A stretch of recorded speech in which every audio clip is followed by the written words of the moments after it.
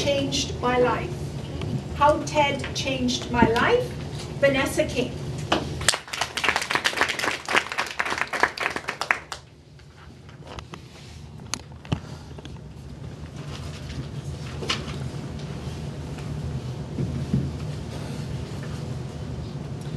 I do not have a car. I do not have any debts. I do not own a house. I don't have a lot of stuff. Even with the money that I make, in general, I live fairly close to what is actually considered the poverty line. And I'm okay with that. I don't need these things.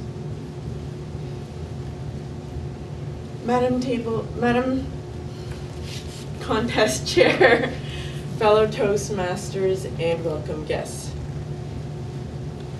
Who in the audience knows TED? And I haven't even said who he is yet. TED talks. And you know what? Within TED, he can sing and dance and he can walk. And Neil Diamond is a great guy, but I'm not here to talk about him tonight. I'm here to talk about her. No, how TED changed my life. Now, I already have my own life decisions and have come to them on my own, but TED has helped me to reinforce those decisions that I choose to make, and also to re-examine the decisions that I should be questioning and perhaps changing. I would like to mention tonight 3 specific talks that have helped to reinforce my decisions and to change my life. I'll ask another question. Who here has an unopened box in their apartment or their house? Something that they have moved around and never actually opened. Really? Because before this speech and before watching this video of Graham Hill's, I actually had one. I knew what was in it. I just hadn't opened it yet. After listening to his speech, I opened that box. And his speech is about having less stuff. Opened it up.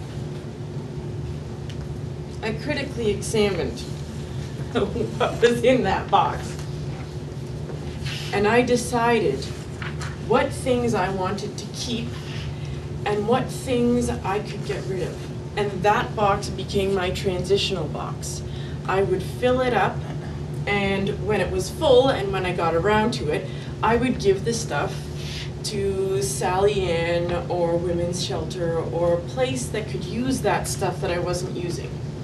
Yes, I have attachment to those things. There's one pair of pants that I wore right through, and I just couldn't take them out of my closet. I took a couple pictures of them, and then I put them in that box. And they will sit there until that box fills up, and then it goes out to somebody who could use it more than my closet could. Second speaker that I want to talk to you about from TED today, Adam Baker, talks about selling your crap, paying off your debt, and doing what you love. Well, my transitional box takes care of my crap. I don't have any debt. And doing what I love. Okay, what I would love to be doing is making handmade books full-time. Or maybe working in the production room of a small to medium-sized community newspaper or trades newspaper. Okay. Right now, that's not what I am doing. But what I am doing is loving what I do. When I go to work every day, I make sure I go in, headache or not, smiling and saying hello to everybody, willing to help out on any projects where other people are just standing by and saying, yeah, no, not my favorite thing, I'm not gonna do that. Getting involved in my workplace, getting involved in committees, and then people ask me to help them out. I am not doing what I love, but in the meantime, I am loving what I do. I didn't have to go as far as Adam Baker. He went to Australia to do that, and that's good for him. Matt Killingsworthy, the third speaker I want to talk to you about tonight, has tried to measure happiness, like so many social scientists before him and are continuing to do. How he is doing this right now is there is an app, trackyourhappiness.org, and he encourages people, and he's had 15,000 people give over 650,000 reports during the day randomly. What are you doing now? Are you happy doing it? Probably not right now. And if your mind is wandering, he says, are you happy with what you are thinking about? What he has found over these 650,000 responses, that people in general are not as happy when they are not thinking about what they are doing in the present moment, not thinking about sitting there watching a speaker, thinking about what they just had for dinner.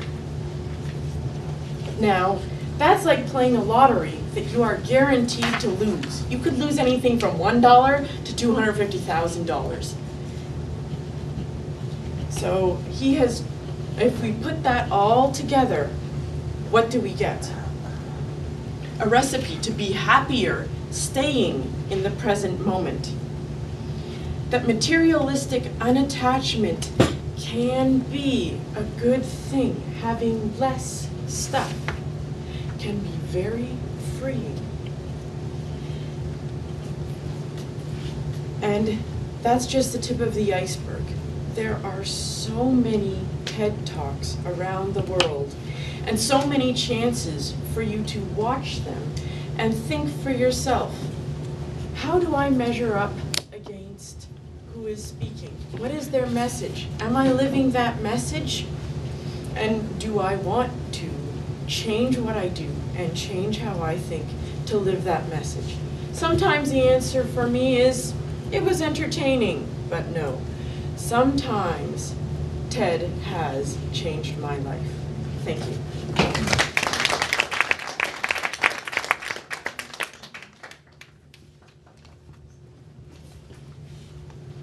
Timer's going to have 1 minute on the clock, please, for the judges.